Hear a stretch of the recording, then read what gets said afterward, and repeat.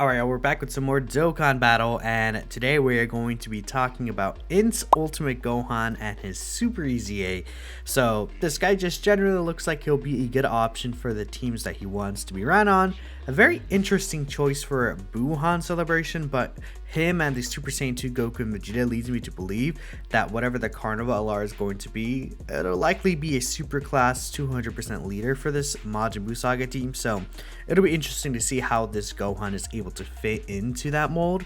But we're gonna go ahead and, as always, break down his details, hidden potential stuff, and then take him into some events. So that's always gonna be fun, and I hope you guys enjoy this style of video, and let's hop right into it. Now, the good thing about INT Ultimate Gohan is that he is a pretty simple character. He's not like one of these crazy transforming standby domain kind of characters we have been seeing recently with modern characters, but this guy still has the stats to back up what he's able to do, at least from my feeling.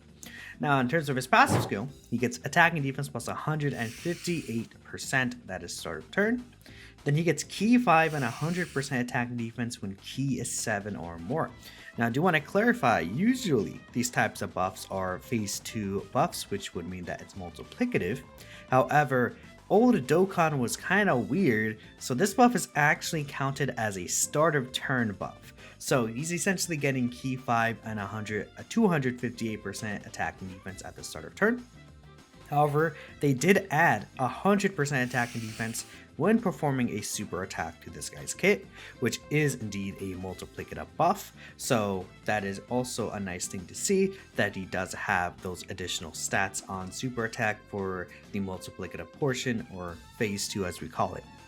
He launches an additional super attack and a medium chance to perform a critical hit when all allies are super class. So this is not going to be a really bad restriction. Majin Buu Saga has plenty of super class characters. The only issue I could see that you could run into with this is Majin Vegeta. We know Super Saiyan 2 Vegeta into Majin Vegeta is getting his Extreme Z Awakening too. It looks to be really good, so you do got to keep in mind later on, whenever that guy transforms, you will lose this portion of the passive if you have him on the team. Other than that, I don't really see an issue with this restriction. It's pretty easy to get because super class, gets characters all the time. Duh. Now, if he's the second or third attacker in the turn, he guards all attacks and then gains a 30% chance to evade enemy attacks as well. So 30% dodge plus guard as the second or third attacker could be better, but we definitely will take that. So like a little defensive portion of this guy's kit. So far he has dodge and additional super attack, so really strong hit and potential options there, plus the crit as well, so he's doing all three. Now, with each super attack this character performs, he gets 30% defense up to 120% defense, and then an additional 10% chance to crit and a chance to dodge, plus 10%, as I said, up to 40%, right? So essentially, this guy just needs to get 4 super attacks off and he's fully built up. That is another 120% phase 2 defense, so multiplicative buffs. And that allows his full passive to be 70% chance to crit and a 70% chance to dodge, as long as the full team is super class and he is in the second or third slot, which again, not asking for a lot. Now finally here, this character does give super class allies 30% attack and defense, but if there's an extreme class enemy, he gives an additional 28% attack and defense. Now I believe that we'll likely see a lot of extreme class enemies upcoming, I think during anniversary, especially if it's like some kind of fusion thing right now, we could see a lot of them. But 17 and Frieza phase in the Goku Frieza fight is extreme class. Janemba is extreme class, right? Now that is a total of 28% attack and defense to super class allies, which will lead to 58% support, which is quite a bit of support right there. No key or anything like that, but I mean 58% is a pretty nice number for Super EZA. So all in all, this guy seems like he just wants to be like a floating support character that could maybe do some decent damage. Now his super attack effect is just greatly raises attack. so not really anything crazy. I actually don't really think this character is gonna be hitting too hard, in all honesty. He doesn't have the link set that's like really allowing him to do that. I mean, Saiyan Warrior Race, Saiyan Lineage, Infighter, Shocking Speed, Power Bestowed by God, and Fierce Battle. There's a lot of attack links there, but I think the issue is that you're not really going to get a lot of these links activated at the same time. And I feel like, he's just probably not going to hit like really big numbers. So they maybe decided to focus on this character again as the slot 2 or slot 3 kind of supporting character, which I definitely like that. Let me know what you guys are thinking though, because this guy on release was definitely more of a damage dealer, I feel like. Either way, from his details alone, I think he'll be a nice addition to a lot of the different teams that he's on. Now, when it comes to hidden potential system, I think this character is very clearly just going to be either dodge or additional attacks. Critical hits, I just want to take it out of the way. This character to me is not going to be a character that needs them. He already has a 70% chance to crit that he can build up to, and this character is a character that would greatly stack attack. He's not starting off hitting really hard. Once he does build up, I think you can make him look pretty and dress him up, but realistically, I think a majority of the time you're running this character as a floating character with the support to super class allies. The ability for him to tank super attacks, I don't really think it's gonna be good. He has the guard, I think, mostly to help him sustain against normals at a consistent rate, and the 70% chance to dodge is where he could actually dodge these supers. However, I'm sure you guys all know of different experiences with characters like STRUI Goku and etc. 70% chance to dodge could be, even then, a little silly sometimes, so I'm thinking giving this character the extra chance to dodge these attacks could always be useful, even if it like mathematically equals out to just another like 8-10% chance. That is definitely a difference. You will be able to feel that. Now, in terms of additional attacks, I could definitely see someone going for additionals.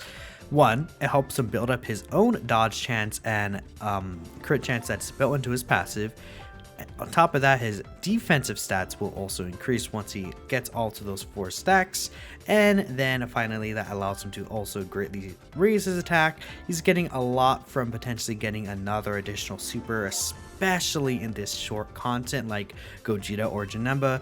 This guy is not going to have his full passive turn 1, so having that additional could very well be the difference of you dodging a super attack or tanking the normal for less damage potentially even. So I do think that, additionals will actually be helpful. In terms of my build for this character, I'm probably going to go for something closer to 20 dodge, 20 additional, see how that goes. Again, I don't really see critical hit as an option for this character, but at least additionals could help him overall in his kit, even though additionals could be a little interesting considering that you really do have to proc the super attack, which means that it basically has the same 1% chance as a dodge would, because keep in mind, when you proc an additional hidden potential system attack, it is a 50% chance to be normal and a 50% chance to be a super. So essentially that 2% of additional is kind of brought down to 1% for the super, which is pretty much what you want. An additional normal, this guy would be very pointless. So that's my personal recommendations for his hidden potential. Now, in terms of teams, this guy looks like that he could be on a lot of different options, but on reality, it's pretty much 2 or 3. He's on Hybrid Saiyans, Majin Buu Saga, Goku's Family, Siblings Bond, Revenge, Rapid Growth, Saviors, Powerful Comeback, Entrusted Will, Bond of Parent and Child, Warriors Raised on Earth, Power of Wishes, and Demonic Power. And then on specifically 200% leaders, he is on the Takiwai Goku's team, the Year 8 Buu Saga Duo team, Physical Ultimate Gohan, Tech Carnival Super Saiyan Goku from the Cooler movie, and then Physical God Goku. So essentially, he's not on a lot of good 200% leaders right now. He does not fit the Super Saiyan 3 Angel Goku's leader from the Golden Week of this year, just because for some reason he's on Kamehameha. I mean, look at his card art. I couldn't tell you guys. Dokkan shenanigans as always. But unfortunately, this guy is not on the Kamehameha team, so he's actually not on the Super Saiyan 3 Goku's leader skill. They have fixed some of these categories for these characters recently, though, so it would be nice if they're like, hey, we're going to actually fix this guy's category on today's data download, at least at the time of this recording. So we'll have to wait and see what's going to happen. Now, in terms of what I know currently, Tech UI Goku is pretty much the only relevant modern leader that would give him a 200% skill. He still will be very relevant on the Majin Buu Saga team, though. Again, this guy providing 30 to 58% support would be very nice. Majin Buu Saga is pretty clearly split between super class and extreme class as well, so it'll be very easy to get his full super class buff. And there will be some characters he could link pretty well with on the Majin Buu Saga team, such as Tech Ultimate Gohan, for example, is probably going to be the biggest character that this guy is actually able to link with. Besides that, I mean, he has some links with Tech Gogeta. You could throw him on that Super Saiyan 3 Goku team still. Beast Gohan unfortunately does not fit that team. And again, if we look at Goku Family or Warriors Raised on Earth, Bana Parent and Child, these teams do not have modern relevant leaders as of this moment. So that kind of just makes this guy pretty clearly stuck to those teams. You could throw him on Revenge in Broly's team, but that probably just wouldn't really work out. This guy's not an uncontrollable power. Power of Wishes, this guy also does fit the Super Saiyan Goku, Trunks, and Gohan team. This character, though, is not on Movie Heroes or All Out Struggle. So, I mean, as a floating character, if you have a rotation with another Movie Hero or All Out Struggle character, I mean, this guy providing to 58% support will only just help that team's just massive support, just even skyrocket further. So maybe that could be a decent option for him. I mean, the Super Saiyan trio are definitely still very good. They can just get caught very early on in events, but their massive support could actually help this Ultimate Gohan, kind of be a little more tankier throughout the fight, which could definitely be useful. Personally, I'm going to be running him on the Majin Buu Saga team for the most part, but we'll definitely try him out on the Super Saiyan Trio team as well. Could be a very interesting spot, and maybe Tech UI just to see a 200%, but not really gonna use him on that team specifically, just because I feel like Tech UI with the Reps Universe 7, just so much more tightly compact compared to just throwing into Ultimate Gohan there, so it is what it is, right? Now, as always, we're going to be taking this Ultimate Gohan into the three major fights in my mind. Tech Gogeta from the movie Memorial Battle, Physical Janemba from the movie Memorial Battle, then the Goku and Frieza fights. I actually think that all these fights can give Ultimate Gohan a disadvantage. Gogeta and Janemba, they won't let him really build up a lot, so you may have to keep him on rotation, which could be a little bit of an issue, right? And the Goku Frieza fight, physical phase that cancels dodge. This guy is still guarding, but sniping with a super could be in trouble. If you get him in slot 7, the 17 could also potentially snipe him there. He would preferably like to super attack first as well, right? So I think that overall, though, he will still be able to hold his own for the most part. It's just him having to get 4 super attacks could be a major issue for 2 of those major fights. Now, the Bulma fight, we could also potentially try that out. I'm thinking probably not, but I just want to mention her just in case I do actually decide to take this guy into that team. Before, the Buu Saga team was kind of iffy there, but now we just, again, got 2 strong Rainbow Orb changers with the Super Saiyan 2 Goku and Tech Vegeta. As of this recording, I don't know when they exactly release, so if they're not out by the time Ultimate Gohan is out, then probably will not be going into that event. Regardless, the first 3 are very good to test out what this character can actually do, and I'm excited to see what he's able to provide. Alright, now hopping right into the fights, we do have Gohan on the Majin Buu Saga team led by Super Saiyan 3 Angel Goku. Now, we showed him off here in 2 different teams, specifically in Gogeta, and I just wanted to see what this guy would at least look like a little bit on the Majin Buu Saga team. Later on, we actually take him into the Tech UI Goku team, where he's at a 200% leader skill boost, and that's very nice to see. So I just wanted to see a couple of different things really with this Gohan, how his support buff really helps the team out, and what kind of damage offensively and defensively, his own output could be looking like just in general. I said that in a weird way, but I think you guys kind of understand what I mean. So right here we see again, Super Saiyan 3 Goku was able to eat the super for 42k, which is pretty good to see. I don't think Gohan's support really affected it too much, but it is what it is. Now, here you could realize, oh yeah, Gohan actually cannot damage Gogeta here, because even though he's type advantage and he'll have the crit that he could build up, unfortunately, his super attacks do just get nullified. We see right there he is able to dodge a super attack, which is very nice as well. But then after that, I actually decided to go ahead and move on to this other clip, or this other team, where we're able to see Int Gohan in slot 2 with all of his links active. We've got Tech Gohan right there at the end, and Beast Gohan in slot 1. Now, this is a situation where Int Gohan support actually did help out a bit, right? Beast Gohan turn 1 instantly took quite a bit of damage from Gogeta, 400k. That is quite a bit, right? Gohan is not built up or anything like that, and Gohan also is unable to damage this character. But, at the very least, it's nice to see the attack stats that this character could potentially put up. But again, this guy is providing 30% attack and defense to super class allies, regardless if there's an extreme class enemy or not. So we definitely like to see it. Then we're starting off again about 10.6 mil. Again, he does greatly stack attack with each super attack he does. So you see his attack stat is going up higher and higher each time.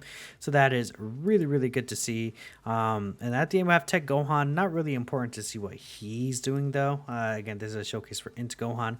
Now, in this next clip, we do have Super Saiyan Goku grabbing a ton of key spheres, and I wanted to show that just because we could see that he has the 2-turn defense support.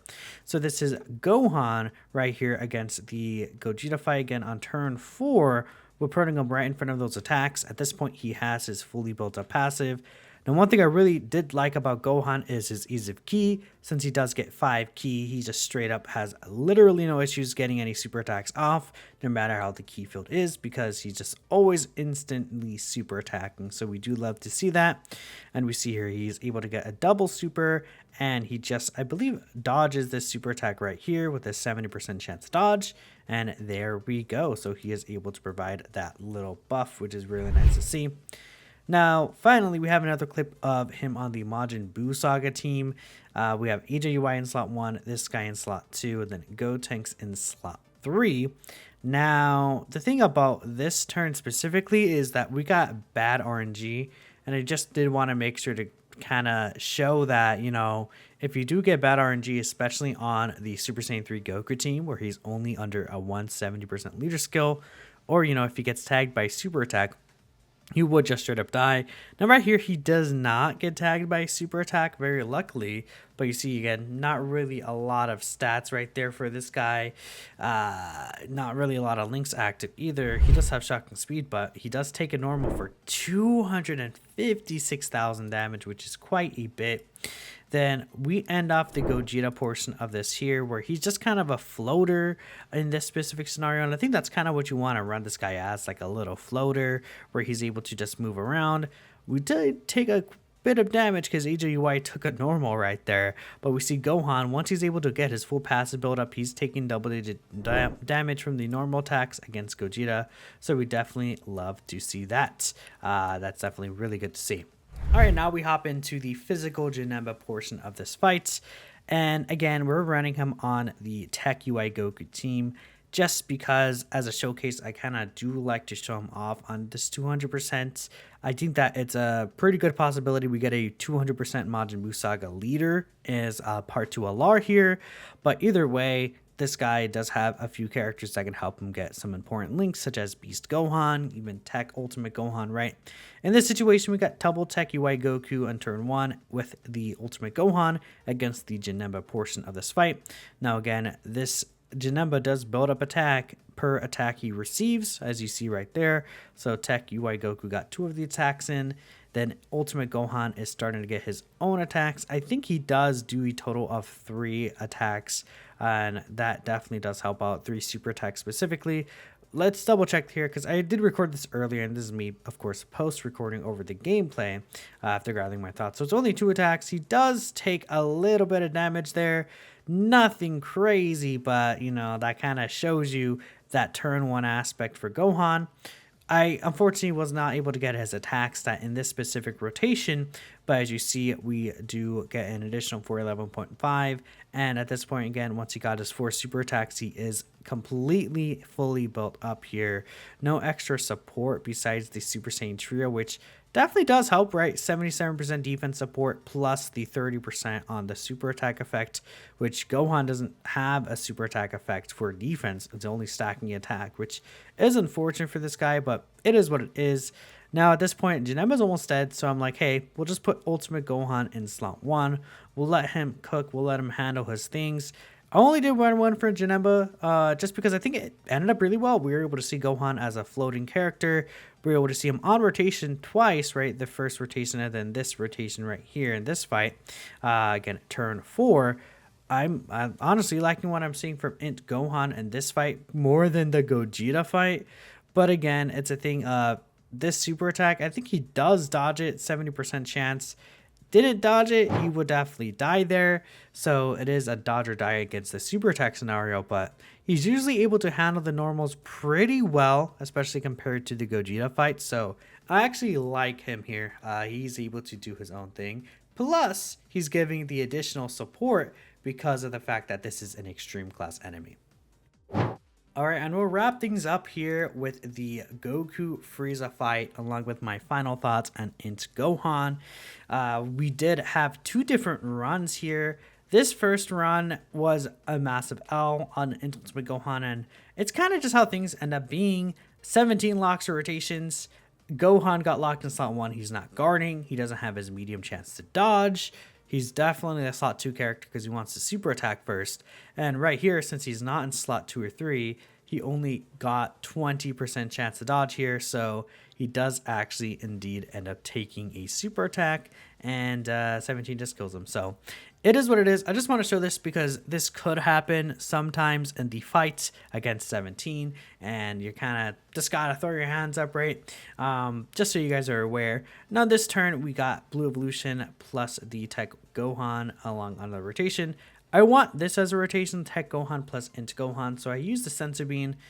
I don't really care. This is not really like a no item challenge run. This is more so me trying to show off what Int Ultimate Gohan is able to look like. And if we go ahead and take a look right here, we're able to see that Tech Gohan as a slot 1 character throughout the fight ends up looking pretty decent. Nothing really crazy for him, but you know, he's able to hold his own, I think, in the Goku Frieza fight for the most part. There are situations where maybe he's in slot 7 or maybe he gets sealed by the 17 where normals could be an issue. Well, actually, not really normals, but super attacks could be an issue is what I was trying to say. Either way, he's getting supported and a decent amount of links from Int Ultimate Gohan. And right here, he actually does take a super from this 17. Doesn't really hit too hard from what I'm remembering. Well, 300k is not crazy. Anyways, most of that clip, again, I kind of kept that in there just because, again, Int Gohan being a support character is kind of a lot of what he's bringing to the table. So you see Int Gohan is getting his different greatly stacks of attack there. And we skip over to this next turn where we're able to have Tech Gohan plus Int Gohan just kind of doing their thing here. Now, I did not transform Tech Gohan. We see he's at over 900k defense in this turn, and I was scared for Tech UI Goku specifically here, but things actually ended up being fine. I think we were able to just move on to the next turn if I'm not mistaken. And Tech Gohan, again, it will continue to stack here. The support from Int Gohan able to help him, you know, quite a bit with the different stacks that he's able to do. And, you know, he's actually not doing the worst damage ever. When we actually transform into Tech Ultimate Gohan, like the obviously transformed version with the active skill, he's able to get some things like Infighter at active as well, and from there it looks really good. I think they do share all 6 of the Int Ultimate Gohan's links once we would actually get that transformation out. Now in terms of Int Gohan himself, he's able to actually tank the normals here. I think if he did get supered though, he would likely have died. Now, the good thing about this Tech UI Goku team and this Int Gohan is that if you're able to kind of hold off and get the Tech UI Goku domain ability by this turn. And Gohan is not only getting the 15% domain effect support, but again, Tech UI will remove dodge canceling abilities. So in this specific turn, Ultimate Gohan would have the 70% chance to dodge in case a super attack would be aimed at him.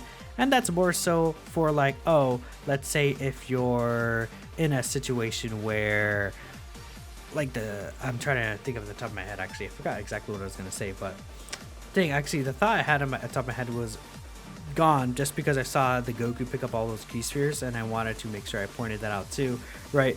Oh, well, it is what it is. I think you guys kind of got my point though.